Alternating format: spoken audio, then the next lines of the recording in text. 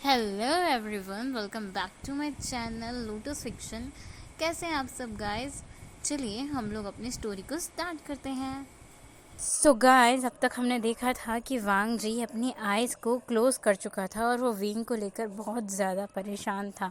तभी एक डॉक्टर आकर शिचेन से कहते हैं, शिचेन, पेशेंट को होश आ गया है।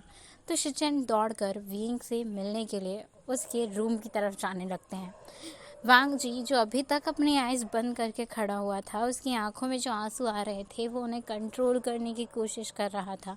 वो रोना नहीं चाहता था, इसीलिए वो खुद को कंट्रोल कर रहा था। शुयांग देखता है वांग जी को सुना ही नहीं दिया शिचेन ने क्या कहा। तो शुयांग वांग जी को हिलाते हुए कहता है, बॉस, यंग मास्टर को होश आ गया, चलिए। तो वांग जी होश में आता है और वो भी दौड़कर उस रूम की तरफ जाने लगता है जहाँ पर विंग को एडमिट करके रखा गया था। शिचेन विंग के पास खड़े थे और वो विंग को चेक कर रहे थे। विंग, जो पहले तो अपने आसपास देख रहा था कि वो कहाँ है, वो शिचेन को देखने के बाद विंग को याद आता है शिचेन 2-3 बार उससे मिलने आ चुके थे, इसलिए विंग शिचेन को पहचानता था। विंग शिचेन से पूछता है धीरे से, शिचेंगा, मैं कहाँ हूँ? हॉस्पिटल? मैं तो घर था ना। विंग को जैसे कुछ याद ही नहीं था।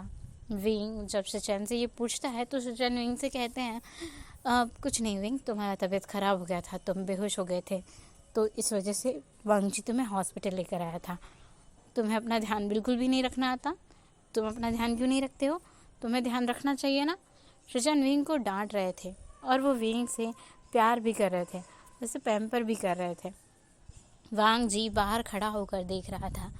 विंग शिचेन से कहता है, गग्गा, मुझसे मिस्टेक हो गया।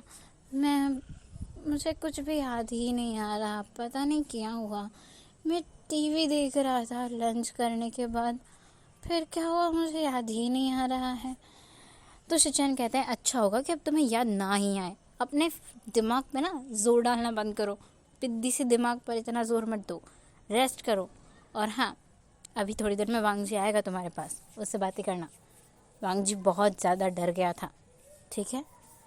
शिचेन विंग से ये सब इसलिए कहते हैं ताकि विंग वांग जी के साथ थोड़ा सा कंफर्टेबल होकर बात कर पाए। शिचेन जब वहाँ से जाने लगते हैं तब विंग और शिचेन दोनों की नज़र पड़ती है कि वांग जी दरवाजे के पास ही खड़ा हुआ था। शिचेन वांग जी की कंडीशन देख रहे थे। वांग जी किस हद तक डर चुका है विंग को ऐसी कंडीशन में देखकर, और विंग भी पहली बार वांग जी को ऐसे देख रहा था। वांग जी की आंखें किसी को भी ये बता सकती थी कि वो कितना रोया है, और उसके कपड़े जो पूरी तरीके से मैसी हो गए थे। वांग जी का कोट उसके शोल्डर पर था और उसकी शर्ट बाहर निकली हुई थी, उसका टाई भी गले में बहुत लूज था। इसीलिए उसकी कंडीशन देखकर ही विंग भी समझ रहा था कि शायद वांग जी उसके लिए बहुत परेशान है, पर विंग डर रहा था और विंग को ठीक से कुछ याद भी नहीं आ रहा था उसके साथ क्या हुआ। शिचेन रूम से जा चुके थे। वांग जी रूम के अंदर आता है और विंग के पास बैठता है।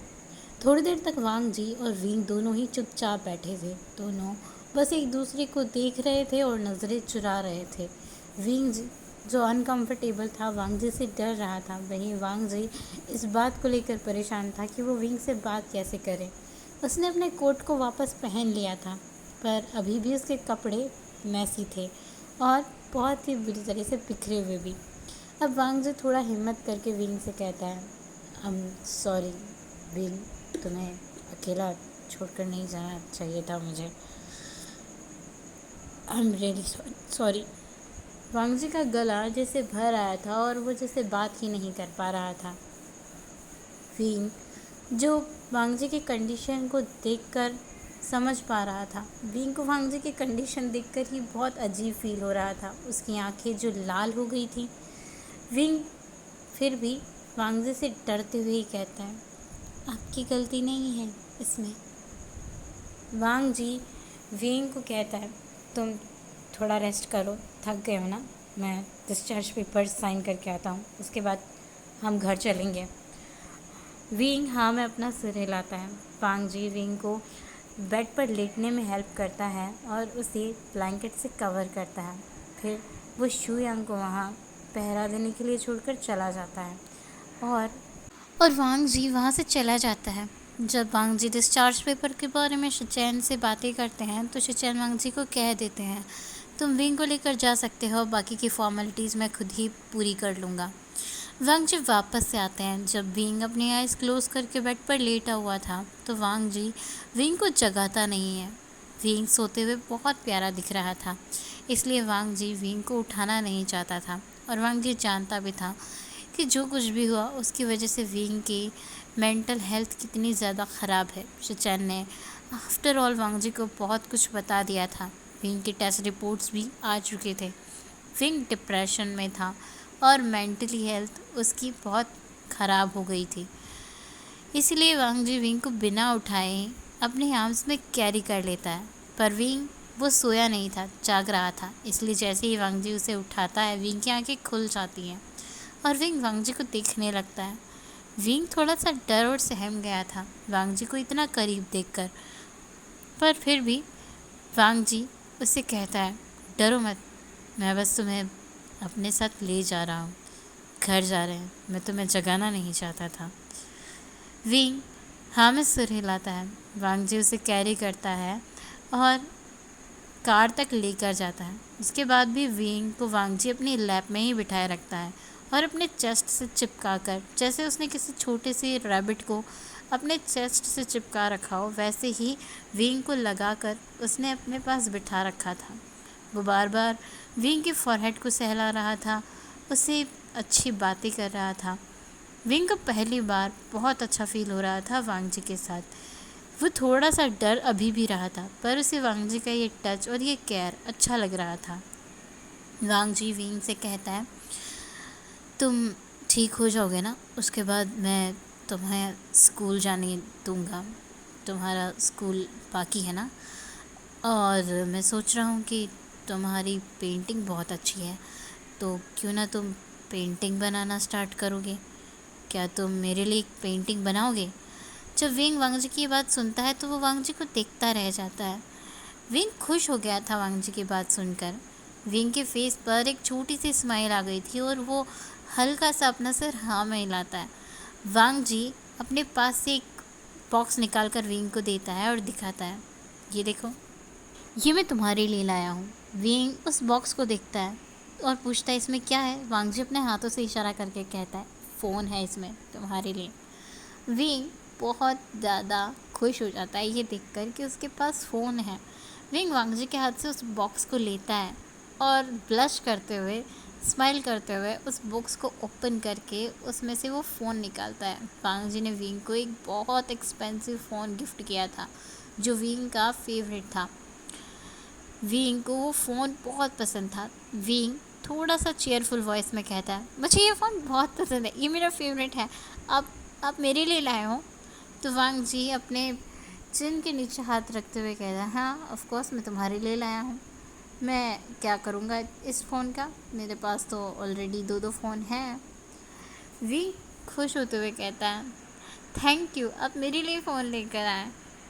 विंग वांग जी के इस सरप्राइज़ और इस गिफ्ट से बहुत खुश हो गया था। वांग जी ने पहली बार विंग को गिफ्ट किया था, क्योंकि वांग जी बिल्कुल भी नहीं चाहता था कि अगर वो कभी घर के बाहर जाए तो विंग के साथ फिर से कुछ हो, और विंग के पास कम से कम फ़ोन होना ही चाहिए।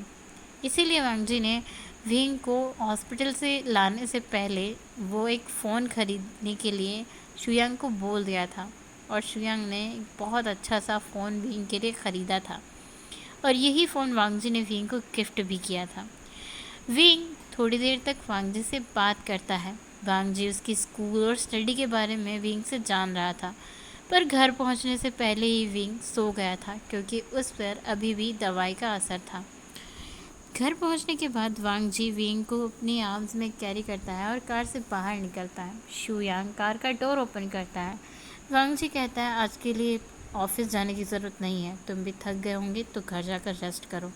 शुयांग वहाँ से चला जाता है और वांग जी विंग को लेकर पहले विंग के रूम में जाता है, पर फिर विंग के रूम के दरवाजे पर रुक कर वांग जी अपना सिर ना में हिलाता है और खुद से ही कहता है, ना, आज से तो मेरे पास ही रहोगे, अकेला नहीं छोड़ूंगा।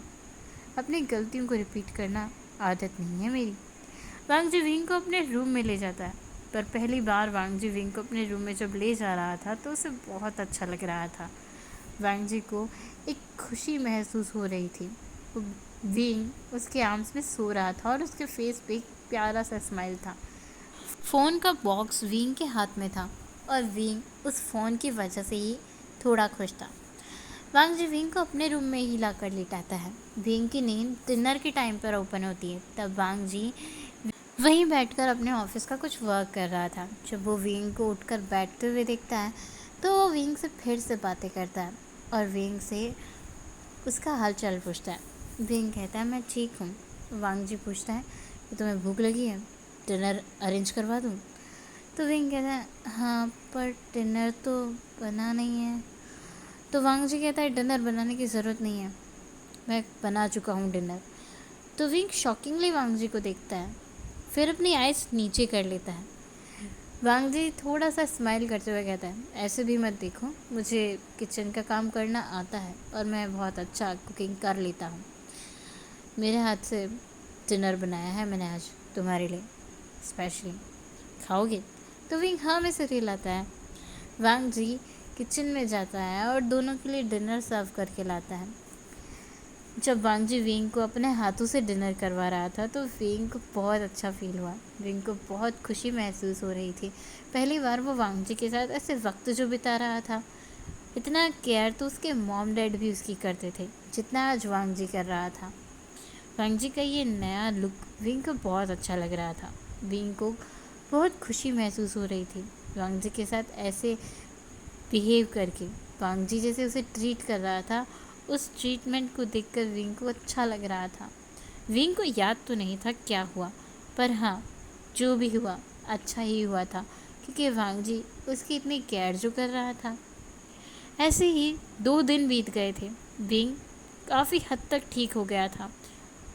विंग की जो मेंटल कंडीशन थी उसे ठीक करने के लिए अब वांग जी ने बहुत कुछ सोच लिया था। वो विंग को फिर से स्कूल भेजने वाला था, पर उसके लिए उसने विंग के काफ़ी सारे जो पेंडिंग वर्क्स थे उनको कंप्लीट कर दिया था, जैसे स्कूल में एडमिशन लेना, 1 साल तक स्कूल से मिसिंग रहने के लिए रिपोर्ट देना, स्टडी फिर से स्टार्ट करना।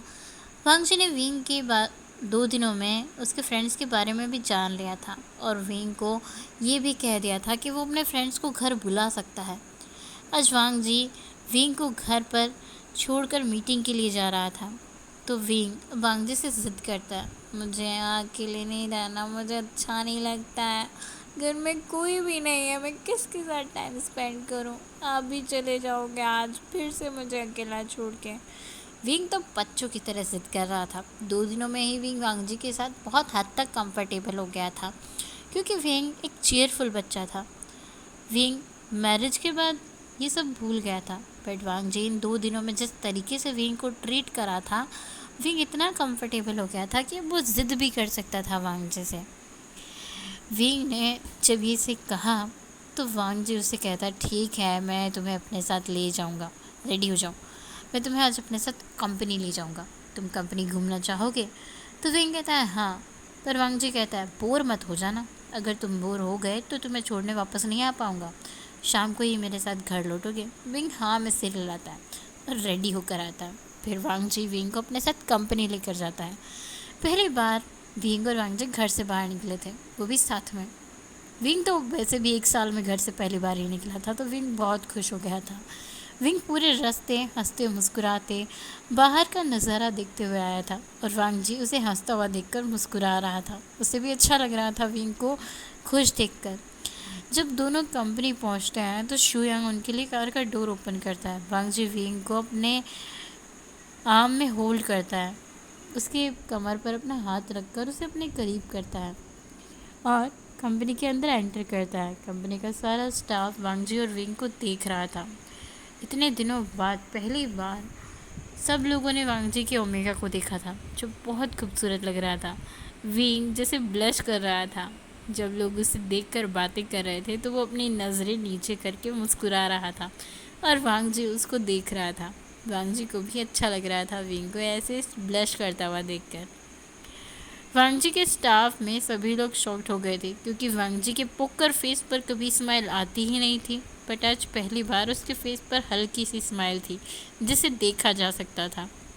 और वांग जी स्माइल करते हुए बहुत अच्छा भी लग रहा था। वो अपने स्पेक्स को ठीक करता है और अंदर जाता है। स्टाफ मेंबर्स वांग जी को ग्रीट कर रहे थे। वांग जी सबकी ग्रीट को अपना सर एक बार हाँ में हिलाकर रिस्पॉन्स करता है। विंग को वांग जी अपने ऑफिस में लाता है और उसे अपना ऑफिस दिखाता है। वांग जी का ऑफिस 20th फ्लोर पर था, जहाँ से पूरे सिटी का नज़ारा दिखता था। विंग जो कर्टन को हटाकर विंडो के पास जाकर नज़ारा देख रहा था सिटी का। बहुत ऊंचाई पर वांग जी का ऑफिस था और सब कुछ बहुत छोटा छोटा दिख रहा था। विंग खुश होते हुए कहता है, वाह, यहाँ से तो सब कुछ बहुत छोटा छोटा दिख रहा है। इवन इफ यहाँ से तो मुझे कोई दिख ही नहीं रहा। नीचे इंसान भी है या नहीं है? गाड़ियाँ तो इतनी छोटी दिख रही हैं जैसे टॉयज़ हैं। वांग जी कहता है, हाँ बिल्कुल, क्योंकि हम बहुत ऊंचाई पर हैं। क्या तुम्हें डर नहीं लग रहा? विंग कहता है, मुझे बिल्कुल भी डर नहीं लगता ऊंचाई से, मुझे तो बहुत अच्छा लगता है। फिर वांग जी कहता है, ठीक है, फिर मैं तुम्हें अपने साथ एक बहुत ही अच्छी जगह ले जाऊंगा जहाँ तुम्हें जाकर शायद मज़ा आए। डरोगे तो नहीं ना? विंग कहता है, बिल्कुल नहीं, मैं नहीं डरता। फिर वांग जी कहता है, ठीक है, कुछ दिनों के बाद लेकर जाऊंगा तुम्हें। विंग खुश हो जाता है और पूछता है, कहाँ लेकर जाएंगे आप? तो वांग जी कहता है, सरप्राइज़ है तुम्हारे लिए, बस वेट करो। और वांग जी स्माइल करता है।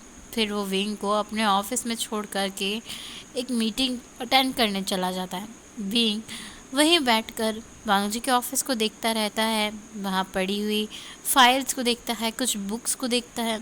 ऐसे ही विंग के 2 घंटे बीत गए थे और वांग जी अपनी मीटिंग अटेंड करके आ गया था। अभी वांग जी और विंग दोनों लंच करने के लिए भी जाते हैं। वांग जी विंग को अपने साथ ही एक पास के रेस्टोरेंट में लंच पर ले गया था।